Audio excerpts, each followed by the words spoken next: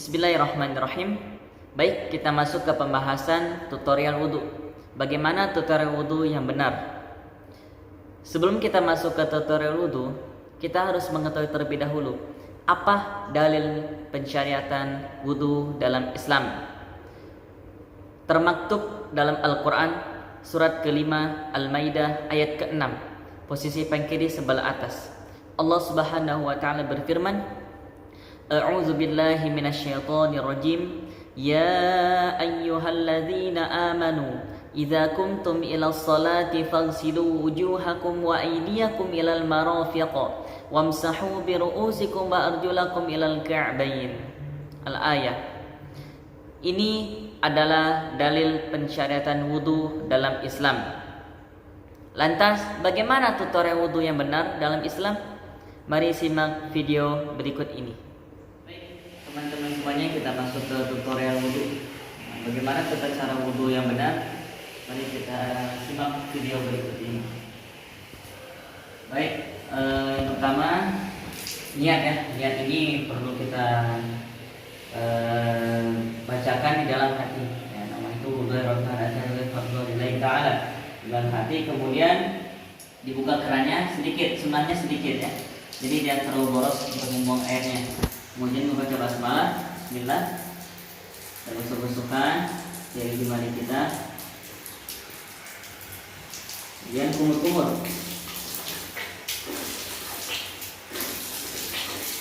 Nah, dan kumur-kumur ini dibarengi dengan masukkan air ke hidung. Itu namanya adalah istinsyak. Dan kemudian sudah dalam hidung, air di dalam hidung, kemudian istinsar, mengeluarkan air dalam hidung. Langsung ke muka. Sunnahnya 3 kali.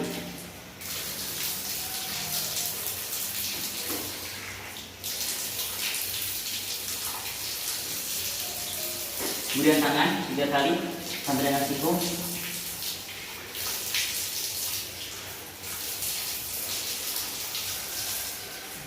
Dan kiri.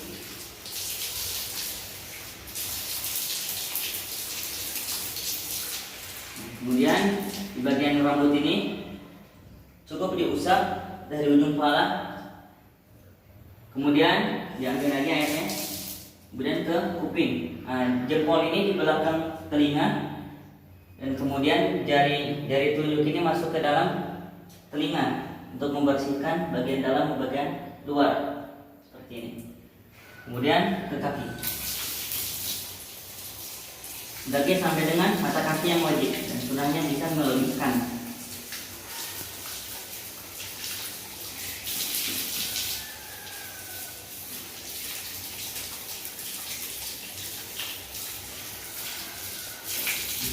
Baik, sudah selesai. Seperti biasa, doa.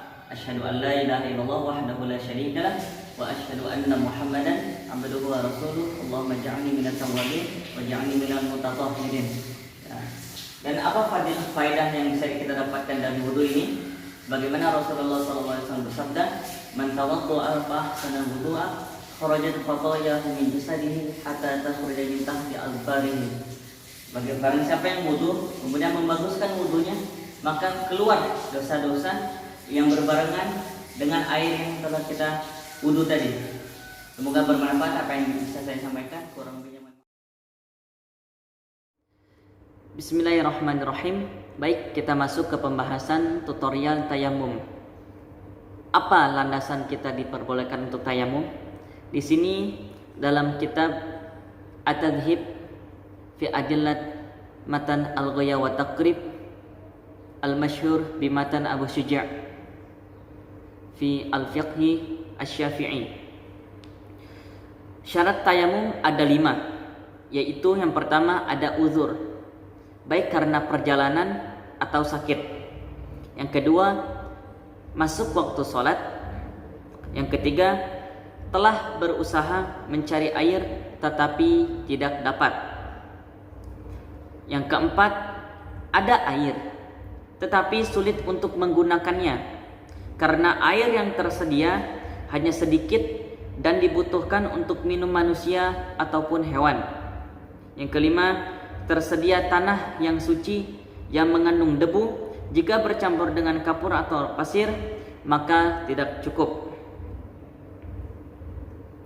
Untuk tutorial lebih lengkapnya, kita simak video berikut. Teman-teman semuanya, kita masuk ke tutorial tayamum.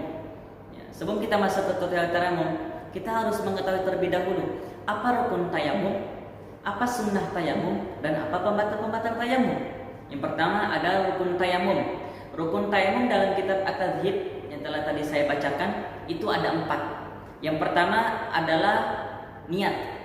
Jelas, niat ini harus kita tancapkan dalam hati kita sebelum kita mengerjakan suatu amalan. Dalilnya apa? Dalilnya hadis arba'in yang pertama, nomor hadis Al-Bukhari 1 dan Muslim nomor hadis 1907. An Umar radhiyallahu anhu qala sami'tu Rasulullah sallallahu alaihi wasallam yaqul innamal a'malu binniyat wa innamal likulli imri'in ma nawa. Jelas, jika kita tidak ada niat, maka amal kita tidak ada apa-apanya di sisi Allah Subhanahu wa taala. Makanya kita harus meniatkan terlebih dahulu sebelum kita mengerjakan sebuah amalan. Jelas, itu dalil tentang niat. Yang kedua adalah mengusap wajah. Mengusap wajah dari tanah yang nanti kita akan contohkan. Yang ketiga adalah mengusap tangan sampai dengan siku. Yang terakhir adalah tertib. Adapun sunnah tayamum, yang pertama adalah mengucap basmalah. Mengucap basmalah atau bismillah. Yang kedua adalah mendahulukan yang kanan terlebih dahulu daripada bagian kiri. Yang ketiga adalah dilakukan dengan berurutan tanpa berhenti.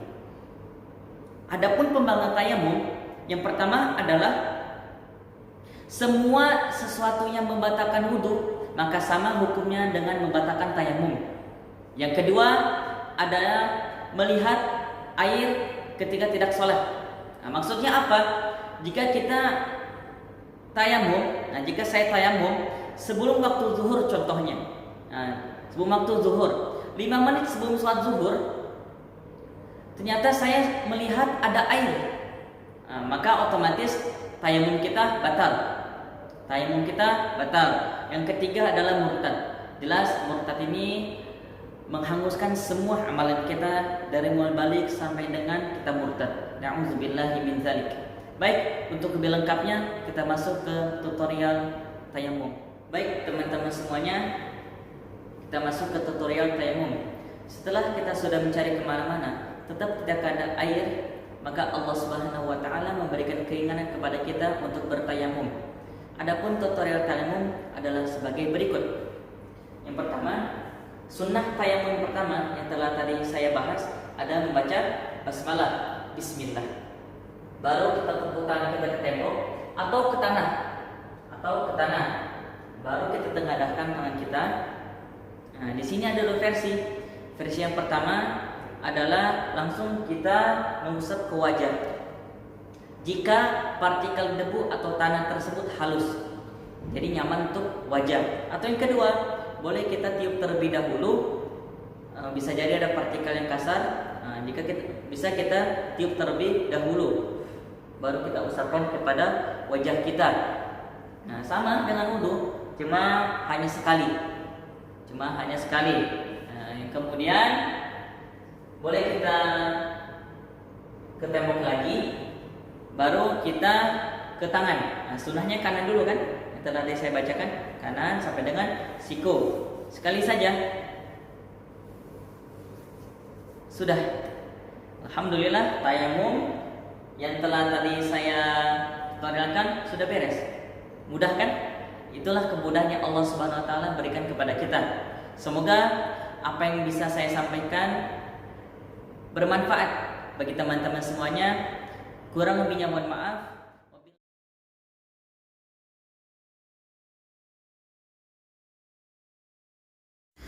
Baik, di sini adalah tata cara sholat khauf. Yang pertama, apabila musuh tidak berada di arah kiblat, maka imam membagi jamaah menjadi 2 kelompok. Satu kelompok berdiri menghadap musuh dan satu kelompok lagi berada di belakang imam. Imam mengerjakan sholat bersama kelompok yang berada di belakangnya 1 rakaat. Kemudian mereka menyempurnakan solat sendiri-sendiri, lalu mengambil alih penjagaan terhadap musuh. Kemudian giliran kelompok kedua mengerjakan solat bersama imam 1 rakaat. Mereka menyempurnakan solat sendiri-sendiri, lalu imam solat bersama mereka. Untuk penjelasan lebih lengkapnya, simak video berikut ini.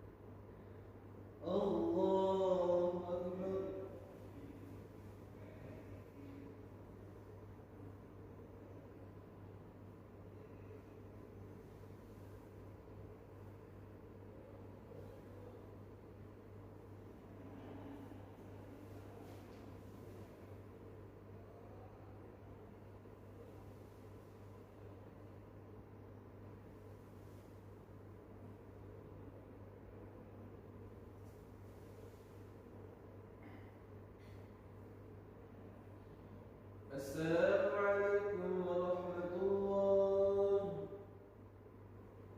Assalamualaikum warahmatullahi.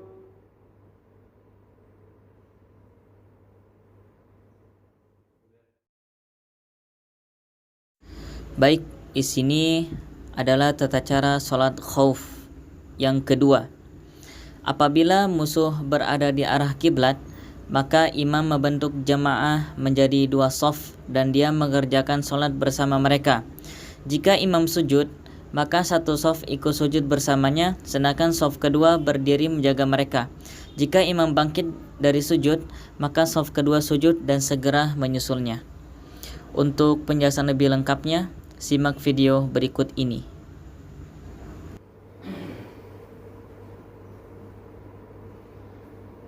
Allahu Akbar.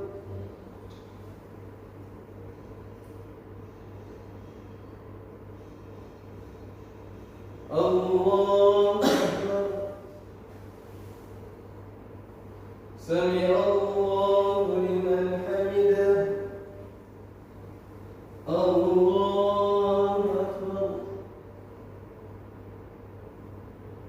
Allahu Akbar. Allahu Akbar. Allahu Akbar.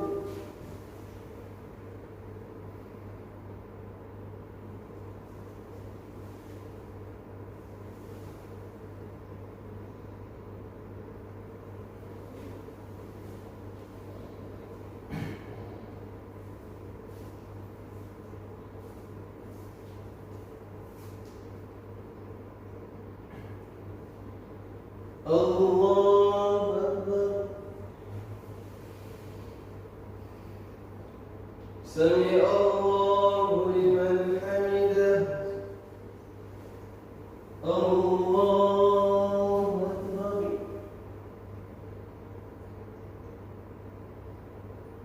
الله أكبر الله أكبر الله أكبر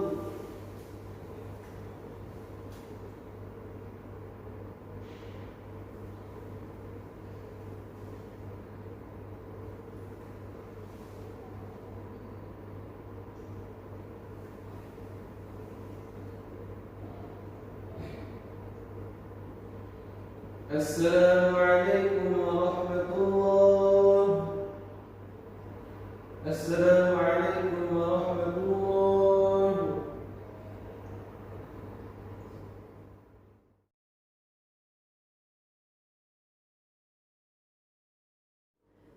Bismillahirrahmanirrahim. Baik, kita masuk ke dalam tutorial sholat ketika sakit.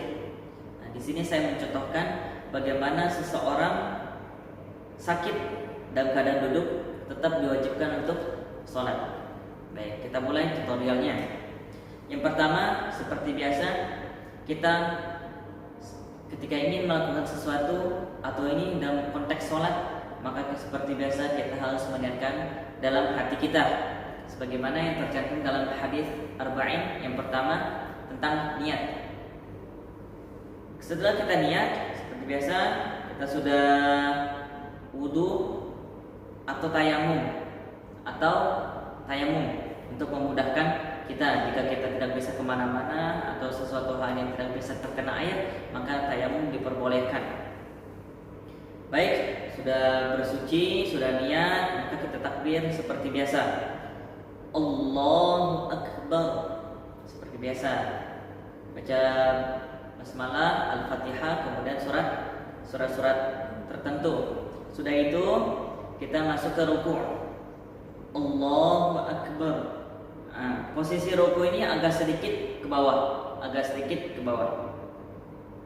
Sami Allahu liman hamidah, seperti biasa, seperti kita berdiri. Kemudian sujud lebih rendah dari ruku'. Allahu Akbar. Duduk di antara dua sujud sama seperti kita berdiri posisinya. Allahu Akbar. Sama, kemudian sujud lagi. Allahu Akbar. Kemudian kita bangun, berdiri kembali. Allahu Akbar. Itu tutorial sholat ketika duduk. Lantas bagaimana jika kita duduk di bawah? Kita lihat, simak video berikut ini.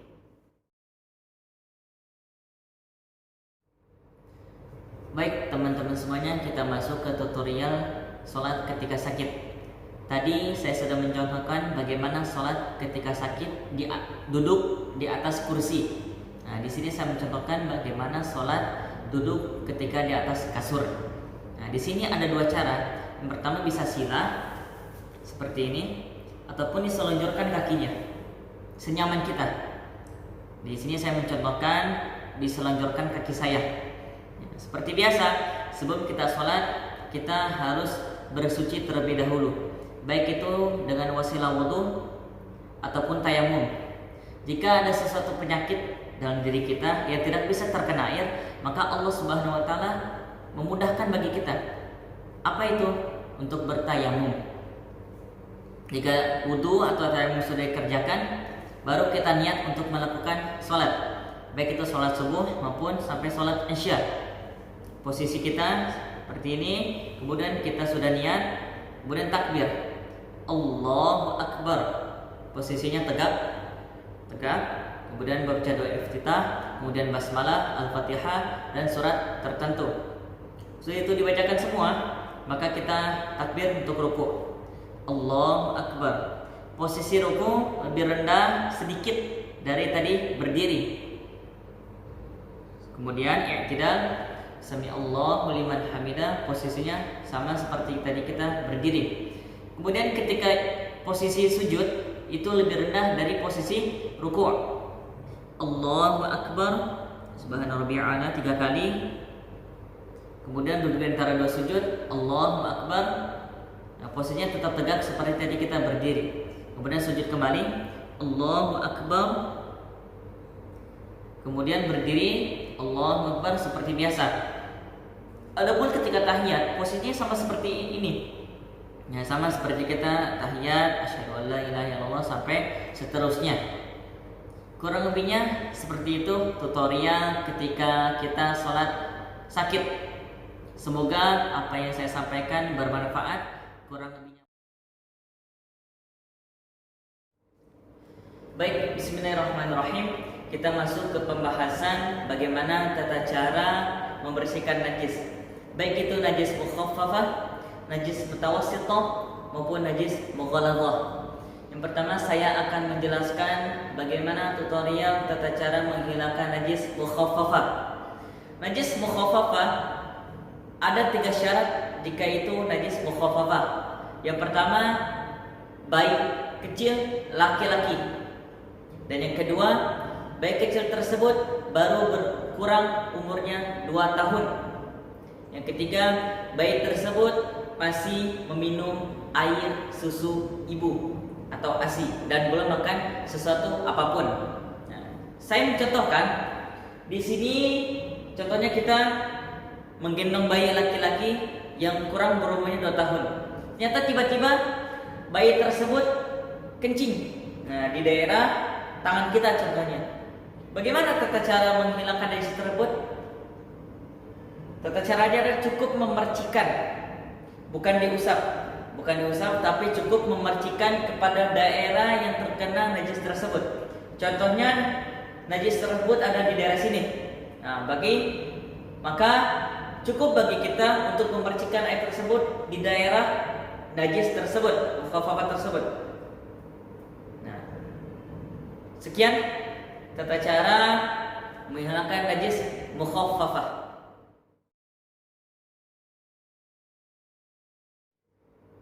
Baik teman-teman semuanya, kita masuk ke pembahasan kedua yaitu tentang najis mutawassithah. Najis mutawassithah ini ada najis yang sedang. Dan tata cara mensucikannya beda dengan najis mukhaffafah dan najis mughalladhah. Yang intinya najis mukhaffafah ini berarti selain dari najis mukhaffafah itu seorang bayi kecil laki-laki yang belum berumur 2 tahun dan masih minum air susu ibu dan belum makan sesuatu apapun. Dan najis mughalladhah, anjing, babi dan lain sebagainya. Berarti selain kedua itu adalah najis mutawassithah. Itu mudahnya. Tata cara mensucikannya bagaimana? Mudah sekali. Saya memberikan contoh. Jika baju kita terkena kencing dari kita contohnya, maka bagaimana tata cara mensucikannya? Jika najis tersebut di area baju kita, maka cukup bagi kita merendamkan baju tersebut, wajibnya 1 kali saja. Urusan pakai sabun atau tidak itu urusan belakangan. Yang jelas mencelupkan baju kita tersebut 1 kali rendaman saja itu sudah suci baju kita. Jadi intinya airnya sudah merata, sudah basah. Nah, itu sudah suci. Urusan pakai sabun atau tidak, sekali, 2 kali, 3 kali, yang intinya wajibnya sekali, yaitu cuma tambahan 2 kali 3 kali tambahan plus sabun itu cuma tambahan. Sekian tentang tutorial cara mensucikan najis mutawassithah.